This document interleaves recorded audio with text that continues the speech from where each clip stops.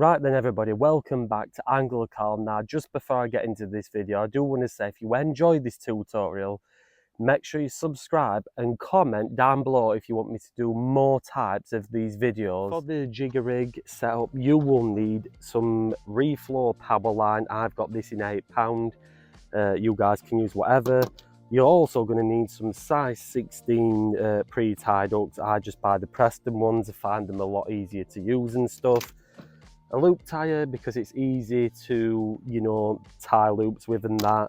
Pair of scissors, some split shots, and then some rubber float stops. These have gone a bit weird just because of how hot it is today, guys. And then also you're going to need a jigger float. I use the Preston ones. You guys can use whichever ones you want. So first of all, you want to start off by taking some line off here. Now, this is totally your choice. I always like to do maybe 2 or 3 foot because I find I can cover some good depth. But today, for the example, we're just going to maybe reel off like a couple, about 3 feet. And then all you're going to do is cut that line, and there you go. So make sure you also allow for the knots that you can do. So we're going to tie an overhand loop knot in the top of the line first of the jigger float. So all I'm going to do is use my knot tire. If you guys want me to show you how to use these knot tires, I will. Again, wet your line before you do it, and you've got a nice overhand loop knot in the top bit. So I'm just going to cut that.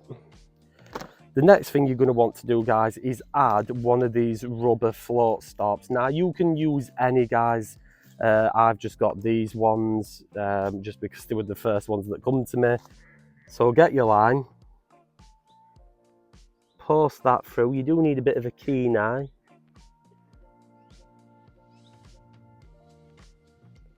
Post your line through, pull your rubber float stop onto the line, and then just pull it up, and then that's it. You've got your rubber float stop straight on.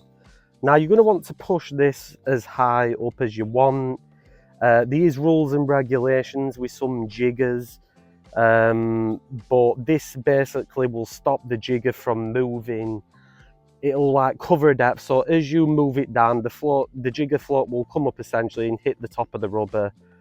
And that leads me on to the next point. What you want to do is go to the other end of the line where you've just put your rubber float stop on, and literally slide your main line through the eye on the jigger like so, and make sure you get it the right way up as well, guys.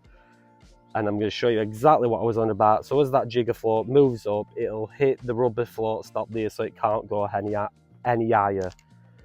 Now once you've got that on, you want to create an overhand loop knot on the end of the line where you've just put your jigger through. So again, we're going to use the loop tire. Like I say, if you guys want to do your own overhand loop knots or what have you, you can. I just find that with the loop tire, it's a bit easier. It just makes life a bit more simpler, in my opinion. As always, wet the line, and then there you go, you're left with another overhand loop knot. Sorry if the camera didn't focus. Again, trim the tag end, make sure you take your line away with you. I'm just going to trim it over the top of my thing. There we go. And that's what you're left with, a nice overhand loop knot. Then you're going to get one of your hook clems. Again, I use pre-tied Preston ones, guys. I just find them easier, and I find a size 16 hook is good for this job. If you guys want to use banded ones, you can use banded ones. And then all you're going to do is a loop to loop by posting the hook length loop over the top of the main line loop, and then get the hook and then post that one straight through, and then it'll just pull together like so. So there you go. So this is what you've got the minute you've got a jigger that'll slide up and down. Now, this is where you're going to want to add your shots. Now, I always add my shots right where the knot is on my hook length.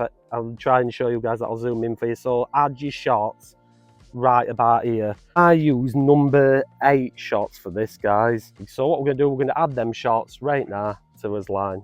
And there you go, guys. I just add on another shot for good measure.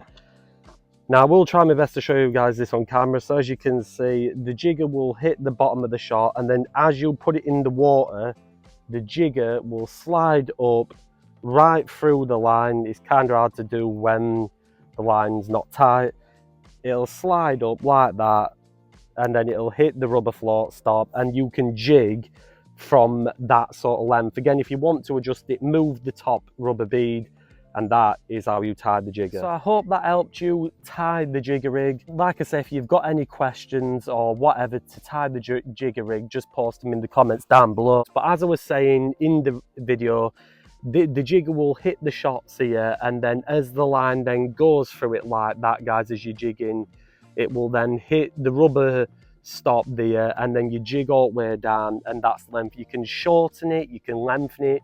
You could jig from, say, 1 foot water, half a foot, or 2-3 foot, and it's as simple as that. And obviously then this end just ties straight onto your pole rig and that. I love the jigger. It's a great rig. It's self-hooking, and it does brilliant in summer when the fish are swimming up in the water. And one more thing to worth note, guys, sometimes you're better to tie these up on the bank because you need the line with no kinks in. It's got to be bang straight. So make sure when you do it, make sure that line is dead straight for the float to go up and down very easily, just like that. You want it to be a smooth process. You don't want kinks in the line, because if you get kinks in the line, it'll just ruin it. So if you guys did enjoy this little tutorial, make sure you leave a big like on the video. Make sure you post your comments down below. Like I said, you don't have to use some of the things. You could use matrix line or guru line. I just use the stuff that I got. And if you need any more help, let me know in the comments down below, and share this video around with people that you know who want to fish the jigger, who don't know how to do this rig, and hopefully it will help them too. Subscribe for new videos every single week. Share the video around, post your comments down below, leave a like, and as always, say if you're fishing, have a good one.